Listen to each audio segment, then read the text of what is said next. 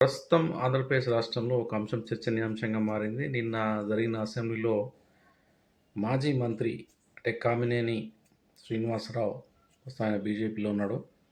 ఆయన వ్యాఖ్యలు చేయడం జరిగింది. ఆ వ్యాఖ్యలపైన మరి బాలకృష్ణ స్పందించడం, ఆ తర్వాత వెంటనే చిరంజీవి కూడా స్పందించడం జరిగింది. ఈ అంశంపైన ప్రస్తుతం చర్చ జరుగుతూ ఉంది. అందరికీ తెలిసిన విషయమే. మరి గతంలో ఇంతకుముందున్న ఏదైతే వైసీపీ ప్రభుత్వం అప్పుడు ముఖ్యమంత్రి జగన్మోహన్ రెడ్డిని అంటే ఏదైతే మరి 2 తెలుగు రాష్ట్రాల్లో సినిమా టికెట్లకు సంబంధించి రేట్ల విషయం కావచ్చు, ఇతరత్రా అనేక అంశాలపైన చర్చించడానికి మరి జగన్మోహన్ రెడ్డితో మరి మరి గతంలో చిరంజీవి అనేక ప్రయత్నాలు చేయడం జరిగింది. చిరంజీవిని కూడా మరి అప్పుడున్న ముఖ్యమంత్రి వైఎస్ జగన్మోహన్ రెడ్డి ఇంటికి ఆహ్వానించడం, మరి చిరంజీవి సతీమణి సతీమణితో కలిసి ఆయన ఇంటికి వెళ్ళడం, భోజనం చేయడం, చిరంజీవిని వారు సాదరంగా ఆహ్వానించడం, బొకే ఇవ్వడం, శాలువా కప్పడం ఇవంతా మనం చూసాం. ఆ తర్వాత మరి చిరంజీవి సినిమాకు సంబంధించిన అనేక ఇష్యూలు చర్చించడానికి టికెట్ రేట్లు కావచ్చు, ఇతరత్ర అంశాలు చర్చించడానికి మరి జగన్మోహన్ రెడ్డితో మాట్లాడడం, జగన్మోహన్ రెడ్డి కూడా వారిని ఆహ్వానించారని చిరంజీవే చెప్పడం జరిగింది. మరి దీంతో చిరంజీవి ప్రభాస్ కావచ్చు, మహేష్ బాబు కావచ్చు, రాజమౌళి ఇట్లా ఇంకా కొంతమంది ప్రొడ్యూసర్సు, వారితో ఆర్ నారాయణమూర్తి కూడా ఉన్నట్టున్నారు. ఇట్లా వాళ్ళంతా కలిసి మొత్తం మీద వైఎస్ జగన్మోహన్ రెడ్డి క్యాంప్ ఆఫీస్కి వెళ్ళడం జరిగింది. అయితే ఇక్కడ కామినేని ఆరోపణ ఏంటంటే, అంటే జగన్మోహన్ రెడ్డి ఎలాంటి వాడు అని చెప్తూ ఈ అంశాన్ని ఆయన ఉదాహరించడం జరిగింది. కానీ అక్కడ కలవడానికి వెళ్ళినప్పుడు మరి ఈ వీరిని అంటే చిరంజీవిని కావచ్చు, ఇతర సభ్యులు ఎవరైతే వచ్చారో వాళ్ళని కలవడానికి అప్పుడు సీఎం జగన్మోహన్ రెడ్డి సుముఖంగా లేరని, ఏవైతే అంశాలున్నాయో అప్పుడున్న సినిమాటోగ్రఫీ శాఖ మంత్రి పేరు నానితో మాట్లాడాలని సూచించినట్లు మరి కామినేని చెప్పడం జరిగింది. దీనిపైన బాలయ్య కూడా స్పందిస్తూ, అసలు నన్ను ఆ సమావేశానికి నన్ను పిలవలేదు, నాకు ఆహ్వానం రాలేదని చెప్పి ఆయన మాట్లాడడం. అదేవిధంగా కూటమి ప్రభుత్వం వచ్చిన తర్వాత కూడా మరి ఎఫ్డీసీ ఏదైతే ఒక లిస్ట్లో తన పేరు 9వ స్థానంలో పెట్టారని చెప్పి ఆయన ఆగ్రహం వ్యక్తం చేయడం. అదేవిధంగా మరి ఈ అంశం మీద స్పందిస్తూ వాడు పిలిచాడు, వీడు పిలిచాడు అని చెప్పేసి కొంత ఆయన కంట్రోల్ తెప్పి మాట్లాడడం, ఈ అంశాలన్నీ ప్రస్తుతం చర్చనీయాంశంగా మారాయి. చిరంజీవి కూడా దీని మీద స్పందించి తనపైన వ్యంగ్యంగా స్పందించారని, లేనిపోనివి అవసరంగా క్రియేట్ చేసి తన పరువును తీసే ప్రయత్నం తీస్తున్నారని చెప్పేసి చిరంజీవి వెంటనే మరి సీరియస్గా స్పందిస్తూ ఒక లేఖను కూడా ఆయన బహిరంగంగా విడుదల చేయడం జరిగింది. అయితే ఆయన క్లారిటీ ఇవ్వడం జరిగింది. అప్పుడున్న ప్రభుత్వం పిలిచింది కాబట్టి మేము వెళ్ళాము, జగన్మోహన్ రెడ్డితో మాట్లాడాము, అక్కడ మమ్మల్ని ఎవరు ఆపలేదు,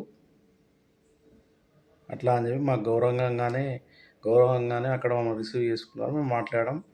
కానీ కామినేని చెప్పింది తప్పు అని చెప్పేసి ఆయన మాట్లాడాడు. అదేవిధంగా అనేక అంశాలను ఆయన ప్రస్తావించడం జరిగింది.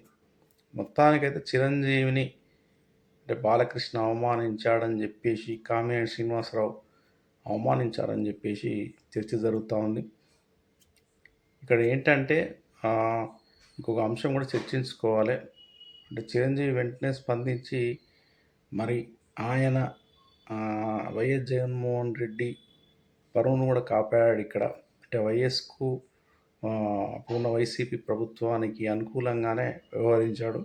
ఎందుకంటే ఈ అంశంలో మనం గమనించాల్సింది ఏంటంటే, చిరంజీవి అబద్ధం చెప్తున్నది మనం ఎవరు నమ్మలేం. ఎందుకంటే అనేక అంశాలు ఆయన పైన వివాదాలు వచ్చినా ఏమైనా వచ్చినా కూడా ఎప్పుడు పట్టించుకోడు. కాకపోతే ఈ అంశం వెంటనే మన అమెరికాలో ఉన్న షూటింగ్లో ఉన్నా కూడా స్పందించి వెంటనే లేఖ రిలీజ్ చేయడం జరిగింది. అప్పుడు పిలిస్తేనే వెళ్ళాము, కలిశాము అని చెప్పి మాట్లాడాడు. అడ్డుకోవడంలో అట్లాంటివి ఏం జరగలేదని కూడా ఆయన లేఖలో ప్రస్తావించడం జరిగింది. కానీ మొత్తం మీద తన పైన వచ్చిన ఆరోపణలు, అదేవిధంగా తనని తక్కువ చేసి మాట్లాడడం కావచ్చు, వ్యంగ్యంగా మాట్లాడడం, ఇలాంటి అంశాల మీద చిరంజీవి అయితే చాలా ఫైర్ అయ్యారు.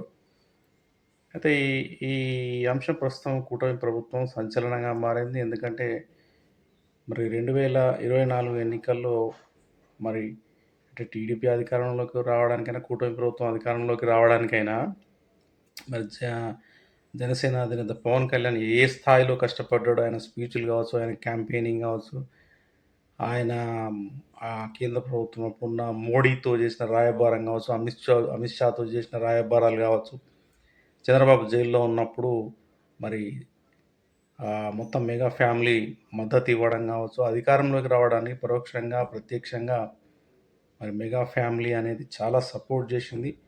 అధికారంలోకి వచ్చిన తర్వాత వీళ్ళ వ్యవహార శైలి అనేది మారిపోయింది. వీళ్ళు అడ్డగోలుగా మాట్లాడుతున్నారు. మరి ఏదైతే మరి నిన్న అసెంబ్లీలో బాలకృష్ణ మాట్లాడిన తీరు చాలా దారుణంగా ఉంది. దీని మీద వెంటనే ఆయన అపాలజీ చెప్పాలి, చిరంజీవి క్షమాపణ చెప్పాలని చెప్పేసి కూడా అఖిల భారత చిరంజీవి అభిమాన సంఘం కూడా డిమాండ్ చేసింది. మరి చూడాలి ఈ అంశము మరి ఎలా ఇంకా జరిగే అవకాశం ఉంటుందో. మరి దీనిపైన బాలయ్య బాబు క్షమాపణలు చెప్తాడా?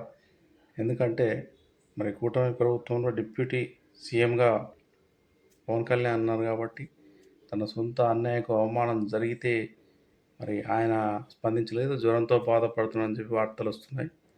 మొత్తం మీద అంశం అయితే ఇది చర్చనీయాంశంగా మారింది. ఇక్కడ బాలయ్య బాబును తప్పు పట్టడం అని కాదు, కానీ ఆయనకు ఆవేశం వచ్చినప్పుడు ముక్కుసూటిగా మాట్లాడడం అనేది ఆయనకు అలవాటు. ఫ్లోలో మొత్తం మీద ఆయన కొంత ఆగ్రహంతో పోతూ అలా మాట్లాడాడు. మొత్తం మీద అయితే ఆ మాటలు ప్రస్తుతం అయితే ఇండస్ట్రీలో, అదేవిధంగా రాజకీయంగా కూడా సంచలనంగా మారాయి. అది చూడాలి ఈ అంశం ఎటువైపు వెళ్తుంది. మరి ఇలాంటి అంశాలు రాబోయే అసెంబ్లీ ఎన్నికల్లో ఎలా ప్రభావితం చేస్తే అన్న అంశం కూడా ప్రస్తుతం చర్చనీయాంశంగా మారింది. ఇప్పటి వరకు నా ఛానల్ని సబ్స్క్రైబ్ చేయని వారు సబ్స్క్రైబ్ చేయగలరని విజ్ఞప్తి.